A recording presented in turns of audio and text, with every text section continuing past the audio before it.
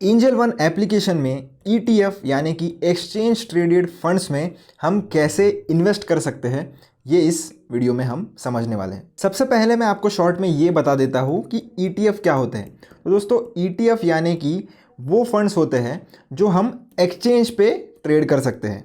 इसका मतलब क्या कि जैसे आप स्टॉक्स बाय और सेल कर सकते हो, जैसे मार्केट जब शुरू होता है तब आप स्टॉक्स की बाइंग और सेलिंग करते हो, ठीक उसी तरह आप जो एक्सचेंज ट्रेडेड फंड्स होते हैं उनको भी आप बाय सेल कर सकते हो मार्केट आवर्स में। पर ये जो एक्सचेंज ट्रेडेड फंड्स होते हैं ये रिलेटेड होते हैं किसी भी इंडेक्स से।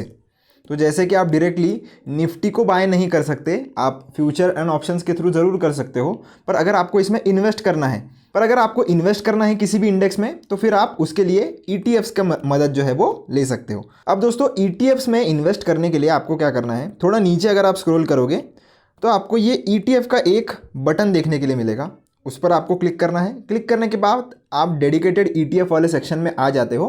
तो यहाँ से आप चाहो तो इतनी कैटेगरीज आपके पास है, कैटेगरीज वाइज भी आप आपका जो ETF है वो चूज़ कर सकते हो, या अगर आपको किसी पर्टिकुलर ETF का नाम पता है तो वो भी आप डायरेक्टली यहाँ से सर्च कर सकते हो। तो इस पर क्लिक करना है। क्लिक करने के बाद आपको जो भी कैटेगरी चाहिए, जैसे मैं अगर गोल्ड या सिल्वर कैटेगरी में इन्वेस्ट करना चाहता हूँ तो मैं पहले यहाँ पर सेलेक्ट कर लूँगा और अब सर्च करूँगा जिसमें भी मुझे इन्वेस्ट करना है। जैसे मान लो मुझे गोल्ड बीज में इन्वेस्ट करना है, तो मैंने यहाँ पर टाइप कर दिया। अब ये जो गोल्ड बीज है ये कौन से कंपनी का है, ये है निप्पॉन इंडिया का ETF। अब इसका LTP यानी कि प्राइस कितना चल रहा है तो आप वो यहाँ पर देख सकते हो, और एक साल में इसने कितना रिटर्न दिया वो आप यहाँ पर देख सकते हो। अब इस पर क्लिक करने के बाद आपके सामने लाइन चार्ट आ जाता है कि एक साल में इसने कैसा परफॉर्म किया है। तो इसका जो प्राइस होता है दोस्तों वो डायरेक्टली कोरिलेट करता है अपने गोल्ड के प्राइस से, इसलिए इसे हम गोल्ड का ETF कहते हैं। नीचे के आप बहुत सारी डिटेल जो है वो देख सकते हो, आपको अगर स्टडी करना है तो आप वो भी कर सकते हो। और एक इंपॉर्टेंट फैक्टर दोस्तों कि इसमें एक एक्सपेंस रेशो होता है। अब जैसे म्यूचुअल फंड्स में भी एक्सपेंस रेशो होता है, ठीक उसी तरह आपको ETFs में भी एक्सपेंस रेशो देखने के लिए मिलता है।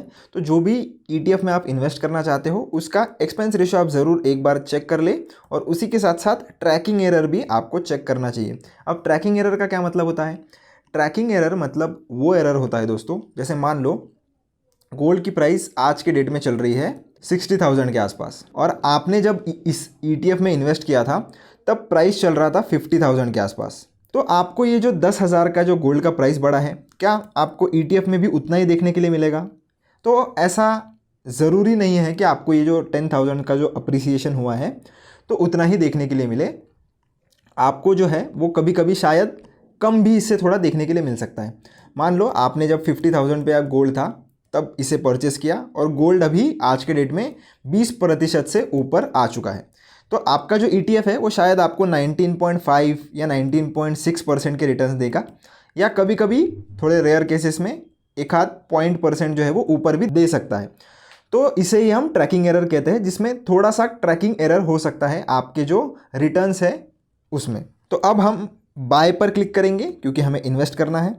बाय पर क्लिक करने के बाद आपके पास दो ऑप्शन आ जाते हैं। एक है one time investment, one time यानी कि लमसम, आपको जितने भी जब भी मन चाहे आप ETF जो है वो खरीद सकते हो, जैसे आप स्टॉक्स खरीदते हो डिलीवरी में, और आपको जब चाहे तब तक आप होल्ड इसे कर सकते हो। इसमें कोई भी टाइम लिमिट वगैरह नहीं होती, ये एक्सपायर भी नहीं होता है। तो होल्ड आपको अगर करना है तो उसके लिए हम इस वन टाइम वाले ऑप्शन के साथ जाएंगे, और जैसे म्यूचुअल फंड्स में आप SIP करते हो ठीक उसी तरह आपको अगर ETF में करनी है तो वो भी आप कर सकते हो SIP के थ्रू। तो मैं आज के वीडियो में आपको वन टाइम इन्वेस्टमेंट करके बताने वाला हूं। अगर आपको SIP पर वीडियो चाहिए तो आप कमेंट सेक्शन में मुझे ज़रूर बताइए, SIP पर भी हम वीडियो बनाएंगे।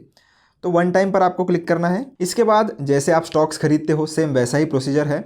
डिलीवरी में आपको बाय करना है, इंट्राडे में भी आप खरीद सकते हो, पर मैं रेकमेंड नहीं करूँगा। ऑब्वियसली आप इंट्राडे में भी इसमें ट्रेडिंग कर सकते हो, पर मैं उसका आपको पर्सनली एडवाइस नहीं दूंगा, क्योंकि अगर आप अच्छे ट्रेडर हो तो ही आप इसमें जाइए, अगर आप एक बिगिनर हो तो ट्रेडिंग को आप अवॉइड कीजिए। तो आपको सबसे पहले ये डिलीवरी वाला जो ऑप्शन है उसे चूज़ करना है। नंबर ऑफ शेयर्स एंटर करने हैं कि कितने शेयर्स आपको खरीदने हैं या कितनी क्वांटिटी आपको लेनी है। मैं जैसे 2 खरीदना चाहता हूँ तो मैं 2 लगाऊंगा, आपकी मर्जी जितनी उतनी आप लगा सकते हो। इसके बाद लिमिट ऑर्डर लगानी है या मार्केट ऑर्डर। मार्केट ऑर्डर का ये मतलब होता है कि जो भी प्राइस आपको यहाँ पर दिख रहा है उसके बहुत ही क्लोज में आपको जो है जो भी ऑर्डर मिलेगा उसमें आपका प्राइस जो है वो एग्जीक्यूट कर दिया जाएगा। और लिमिट अगर आप चूज़ करते हो तो किसी भी स्पेसिफिक प्राइस पे आप जो है वो आपका ऑर्डर लगा सकते हो। हाँ, पर इसमें एक कंडीशन है कि ये जो प्राइस आप यहाँ पर लगा रहे हो वो करंट मार्केट प्राइस में आना भी चाहिए। अगर नहीं आता है तो फिर वो आपका ऑर्डर फेल हो जाएगा। जैसे मैं अगर यहाँ पर 60 लगा दूँ, मैं चाहता हूँ कि जब इसका प्राइस 60 आए तब मैं इसे बाय करूँ, पर आज के डेट में अगर इसका प्राइस 60 रुपीज़ पर नहीं आता है तो ये मेरा ऑर्डर जो है वो end of the day automatically cancel हो जाता है और उस केस में आपको कोई भी ETF नहीं मिलेगा।